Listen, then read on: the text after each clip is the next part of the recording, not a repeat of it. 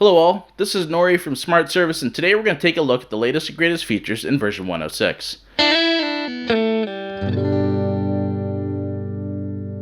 So the first thing I want to talk to everybody about is going to be user-definable fields. These user-definable fields are things that you guys can add to the program. If I go to one of my customers, for example, I'm going to have my very own My Customer Fields tab. These are boxes that I've added to my version of the program, and you guys can do the same. You can do this in a number of places as well.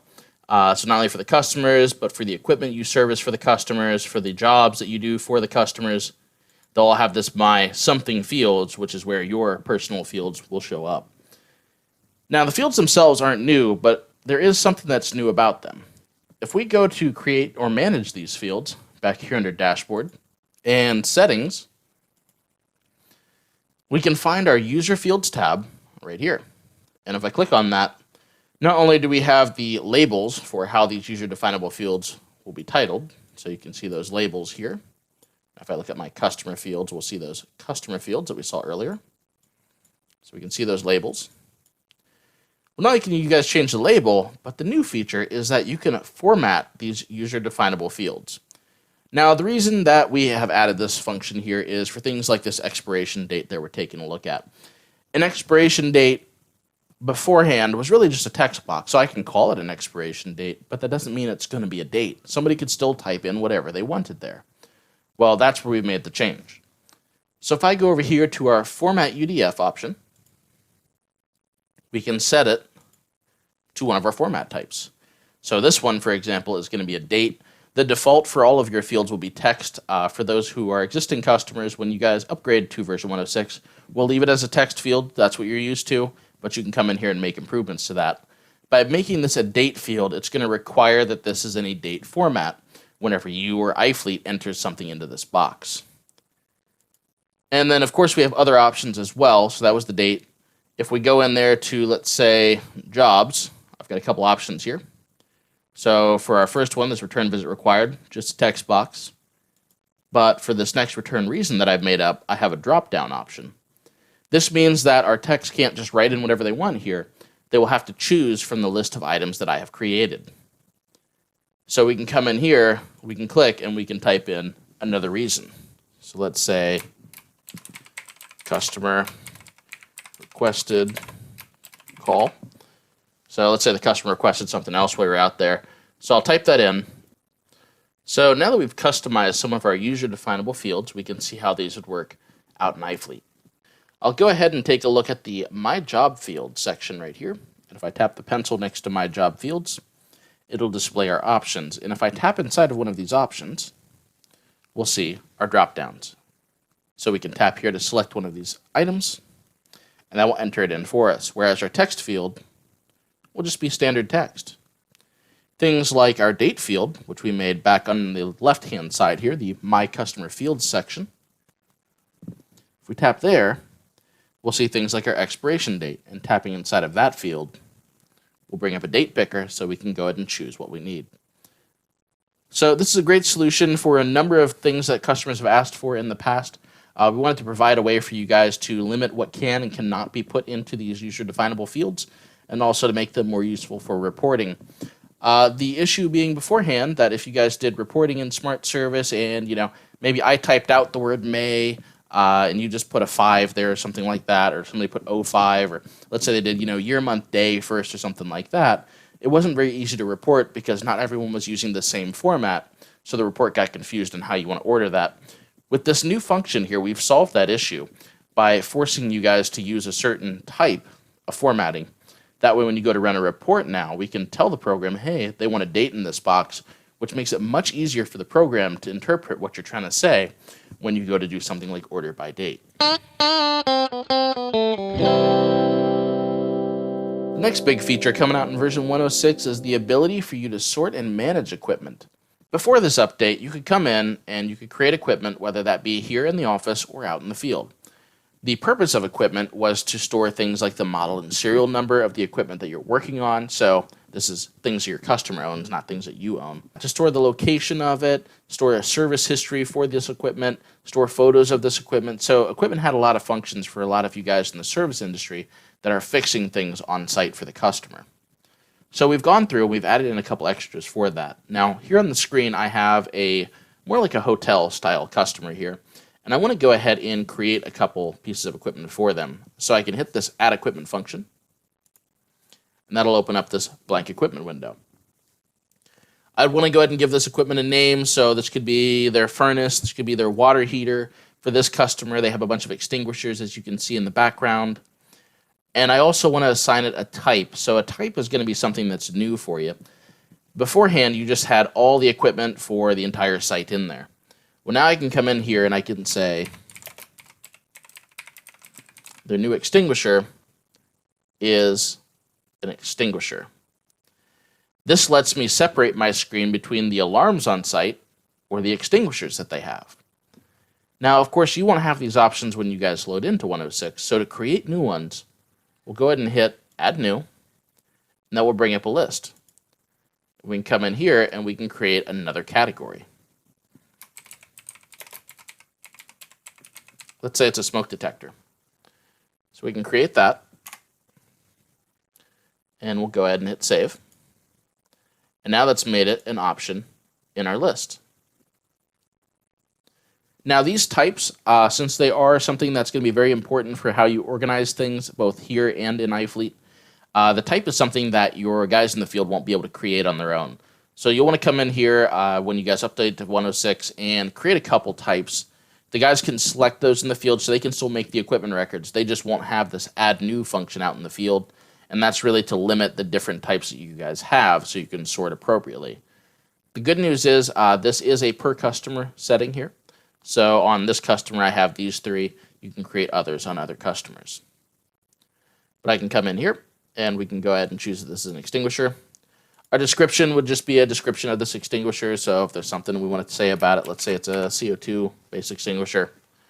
The quantity defaults to 1 for you. The reason for this, if you haven't added equipment before, is you always want the quantity to default to 1, and I want to make an equipment record for each unit they have on site. That way I can set a different model and serial number, a different location for this equipment. Everything will be stored for this particular extinguisher on this particular extinguisher's record. But beyond that, another new feature is this grouping option here. So grouping is a way to store like equipment together. For example, in the fire protection industry, and this happens a lot in HVAC and plumbing as well, but in the fire protection industry, let's say you have a hotel, and you've got a lot of rooms in a hotel. It's not like your house. It's room 1, 2, 3, 4, 5, and so on. Well, those guys don't want to zoom all around the building to find out where's room 1's equipment, where's room 2's equipment, where's room 3's equipment. So you can come in here, and we can create groups. We can create a group for each room. We can create a group for each floor. However you would like to define that building, depending on the size of that building. Since this one is big, I've gone through and I've made a floor 1, and then a floor 1 common area, a kitchen, and then the rooms that are on that floor. Then I jumped to floor 2, and I made the rooms on that floor. So to create new ones of these, let's go ahead and create a floor 3, for example. We'll go ahead and hit Add New, and this will bring up our list of what we already have. So if you want to edit one of these, you can. But I'm going to hit the New button at the top, and that's going to give me the option to add a new group. Now, mine is going to be a little bit more complicated, so I'm not just going to add another room to floor 2. For this one, I'm going to type in floor 3, save it, and then I'm going to make a subgroup of floor 3. So let's say room 9 is on floor 3. I'll hit New again, and that's where I'll go ahead and type in room 9 as a subgroup. It is part of floor 3. When I save this, you'll see it add that option as floor 3, room 9, to match what we've already gotten in here. If I close out of this window, I can now group all the things that are in floor 3, room 9 together by selecting the floor 3, room 9 group. That way you guys can make sure you're going through the building in the most efficient order as possible. Make sure you're not testing the extinguisher in this room and that room and then going back to that room to test the alarm later. So this is a great function to kind of keep you guys organized and keep you going in the most efficient order that you can around this property. The next step here, we're going to go out to iFleet and take a look at what these guys see and how this will interact with your field. All right, so now that we're out in iFleet, we can take a look at how this equipment feature is going to work for your guys in the field. So I'm going to go ahead and tap on equipment at the bottom left-hand corner of my screen. And we have a couple new functions in here. So first off, we have the equipment that's then listed, and we can see all those different equipment records that we have. Now, the way that you guys might want to sort them would be a little different. So up here at the top right, I have a little button here, the middle option on the right there, and that's going to let me go in and sort the equipment by whatever I want. So I might sort this information by, let's say, the group that we were going the proper way around the building. This way, you see anything without a group is listed on top, and then we have all the floor 1 common areas, followed by the floor 1 kitchen areas, and so on as we go. So everything's been listed out in those groups, and that's why it's important to set it up as floor 1, room 2, or however you need, with our floor 3, room 9 at the bottom. Another great option for you, let's say, for these large customers, you're going to have 50 pieces of equipment or so. There's going to be a lot of extinguishers and alarms in a hotel. Well, we can go ahead and hit the button to the far right there, which is going to allow me to filter the screen. So I can come in here and I can filter down to, let's say, I only want to see the extinguishers. Or let's say I only want to see a certain group. If I hit the X at the top left-hand corner, it's going to filter down what I have in there just to the items that I'm looking for. So for this example, we have an extinguisher on floor 3, or really anything on floor 3.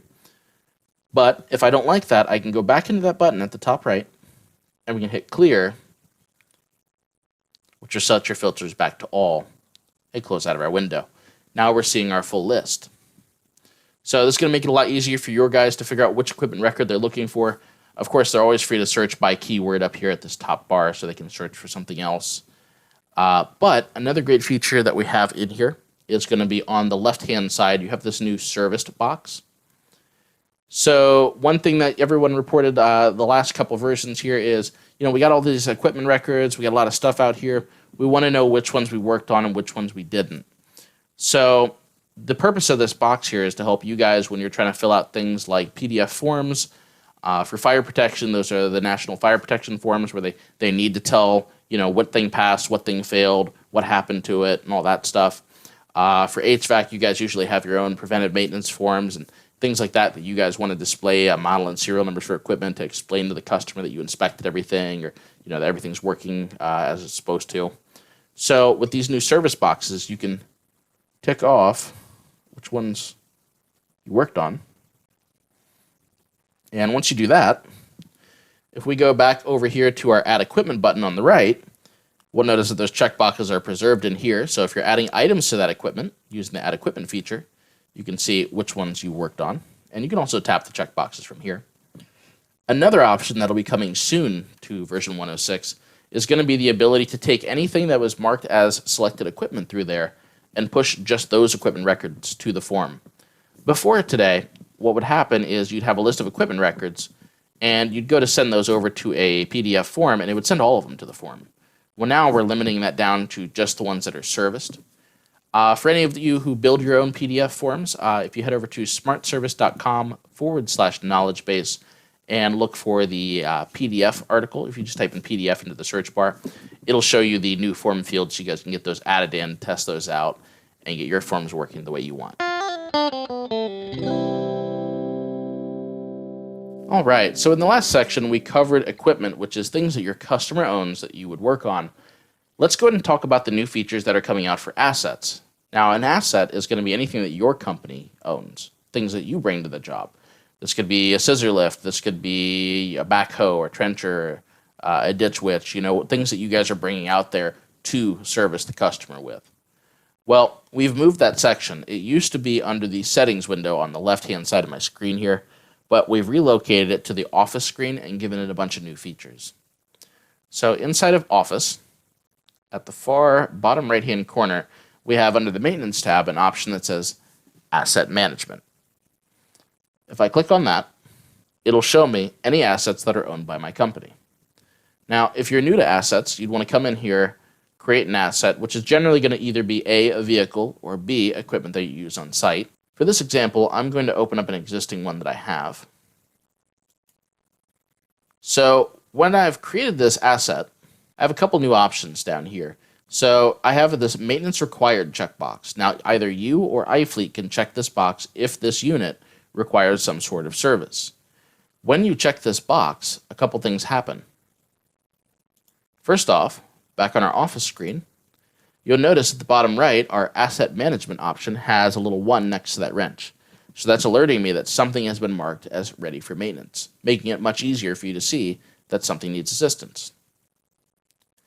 There is also, under the maintenance required header, this is brand new, an area that will tell you which unit it is that requires maintenance. So you don't have to look through the whole list. When someone marks something for maintenance, you'll be able to come in here and you'll be able to see its information. Now, there is another way that things can be marked maintenance required, and that's if you go over a certain threshold, whether that be mileage or hours used.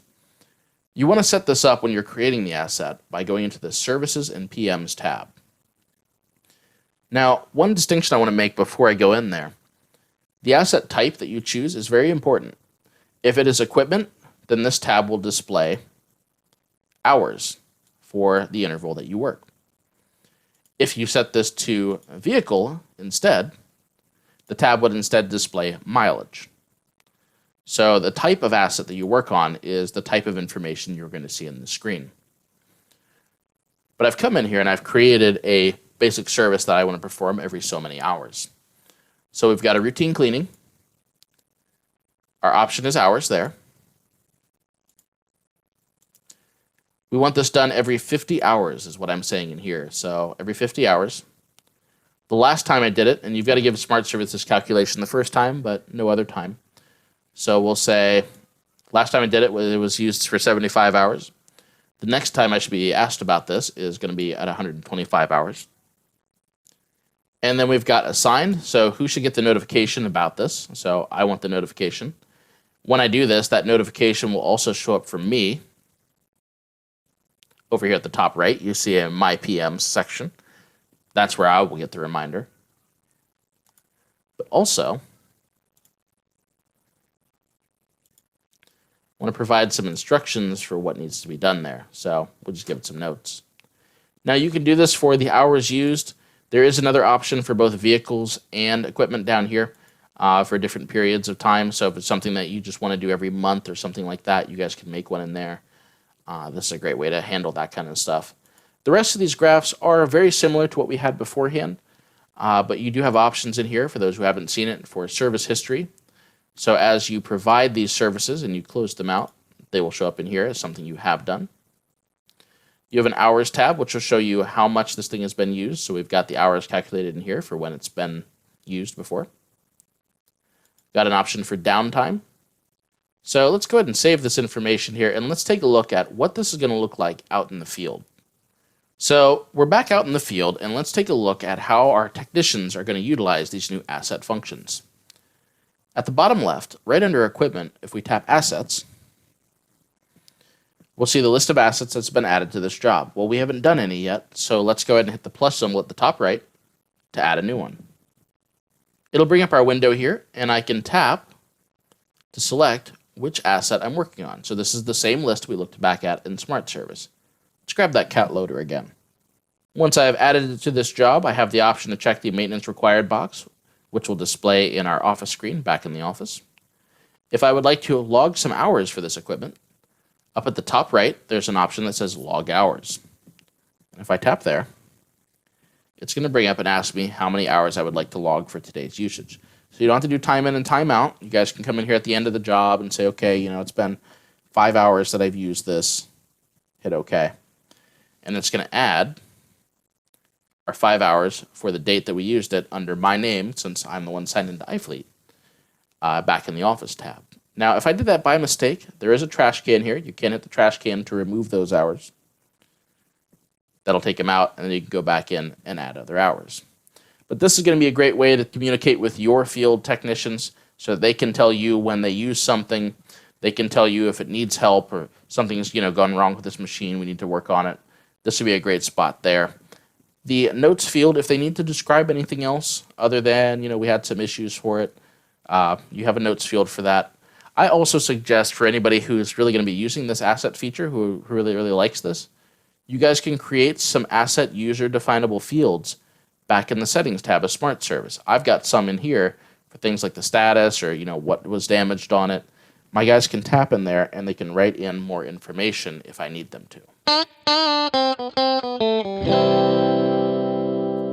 So the next great feature we've got in this version is going to be the ability to round your time on jobs up to the nearest quarter hour, half hour, or full hour. So to set this up, to have this happen automatically, you want to go into your settings window. So we'll take a look there. And down here, we've got a new option for Setup Rounding for Billable Items. If I click on that, it'll display the options I have. Now, these options that you set here are for all employees for all service items that you would bill for. So any type of labor, if you have a labor 1 and a labor 2 or an apprentice and journeyman labor, they're all being rounded the same, so keep that in mind. But I can say I want my minimum charge to be an hour. So if I work 15 minutes, I want to charge for an hour. And I can also tell it, hey, anything around that, round it up.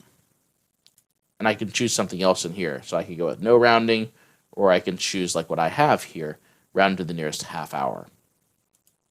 So now that I have this set up, what it means is any time that my employees add times, and whether they do this from the office or the field, you have that add time charges option that we're going to take a look at.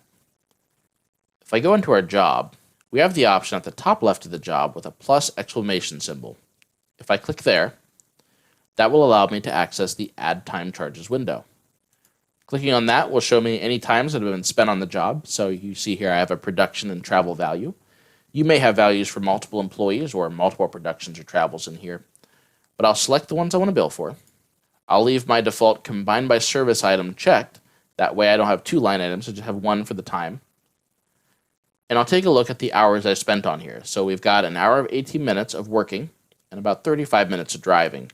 Now obviously that's going to come out to some decimal before we had the feature that we're talking about today. So now that I've told it, hey, I don't want a charge that's under an hour, and I want everything to round up to the nearest half hour, when I hit save and I add my times to the job, you see it's rounded up our time to the nearest half hour. The nearest half hour would be the 2-hour mark. So this is a great function here for you guys to be able to round up, to say, hey, we don't want to bill for 2.6 of an hour or something like that.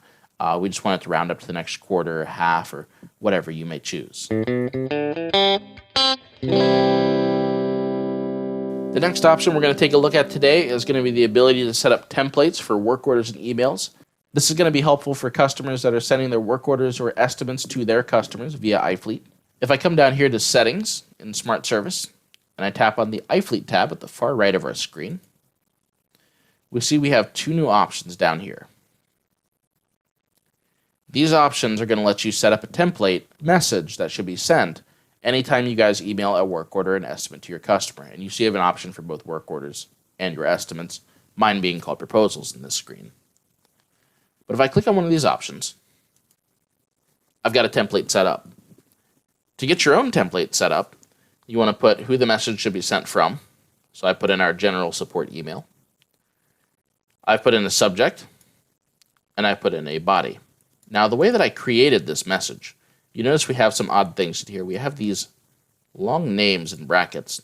So these are field codes, and you want to enter these in whenever you want information from the job to appear on the template. So for this one here, I said hello, and I followed it up with the field code, iFleet customer name. That will pull the customer's first name from iFleet and put it on this message for me. As you can see, if I hover here, if we right-click, we can add more field codes. So you go to the space where you want the code to appear, and then you select the options that you want. For the company, this is going to be your information. For the job, this is going to be the customer's information. So I went in here and I selected this first name field. Let's go and add their last name this time. See, that's changed our field to be the last name. So I can come in here, and if I want to address this person as first and last name, I'll go ahead and add in our first name field. So now it'll say hello, their first name. I've left a space in there, which is very important, and then their last name with a comma. So you can create messages such as these here with a number of different fields that you have available, And when you go to email this to your customer, which we'll take a look at here next, the customer will get this message with their work order or invoice. So let's go ahead and save this. And let's go ahead and head out to iFleet and take a look at how this is going to work. Okay, so we're out here in iFleet, and we want to go ahead and scroll down to the bottom, and we are going to finalize our job. We're going to get this one finished. So I'll tap there. I'll show my customer their terms and conditions. I'll verify the customer's email at the top of the screen and collect their signature below. And then this time, I'm going to choose to email my customer a copy. And on our email template here, you see it's come up with the customer's email, it's come up with our subject, and it's come up with the customer's name, and then the type of service, everything that I've specified back in Smart Service. So we can come in here and we can build in a nice little template message and get that sent over to our customer. So another requested feature was the ability to report on job exceptions. Job exceptions are what your field technicians would add to a job if they encounter an issue. Let's say they need to come back for this job or they need parts. Well, those job exceptions would alert you, hey, we need to come back here. Now, generally, you would see job exceptions by going to Office and your Post Work Orders screen. Any job with a job exception would appear here in this red text. So I can clearly see on this one, the customer has canceled service. Well, not everyone likes to report on their job exceptions through this Post Work Orders screen. So we've added the job exception field to the actual reporting tab in Smart Service. The way that this would work, we head back to our dashboard and into reporting. And for this example, I'm going to open up one of our standard reports that we have. And within our job type reports, we have the new field for job exception. It'll be close to the bottom, and you're free to type something in to find these fields. But we'll use our job exception. Go ahead and save and close that. And if I preview this report, we're able to see that our jobs now have their job exceptions listed on the side.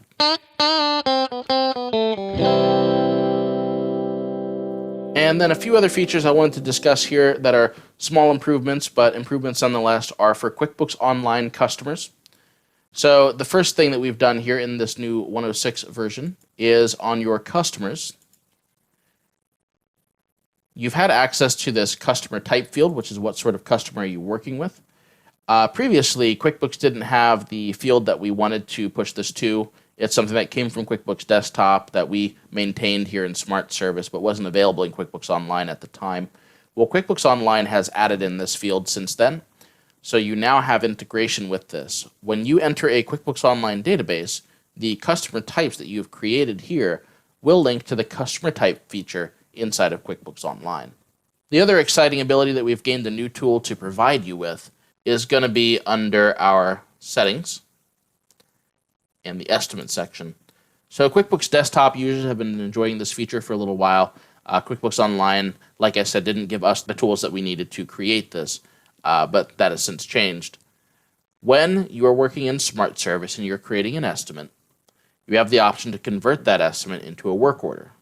Well, now we've given QuickBooks Online users the option to take advantage of this field here, which will ask you, or automatically, or perhaps not if you don't need this, give you the option to create an estimate in QuickBooks Online.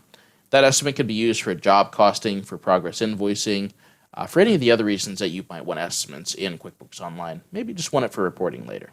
Now, instead of only creating your estimates in Smart Service and then just having the job and the invoice in QuickBooks Online, if you set this spot here to either ask or yes, you will have the ability to convert a Smart Service estimate into a Smart Service work order.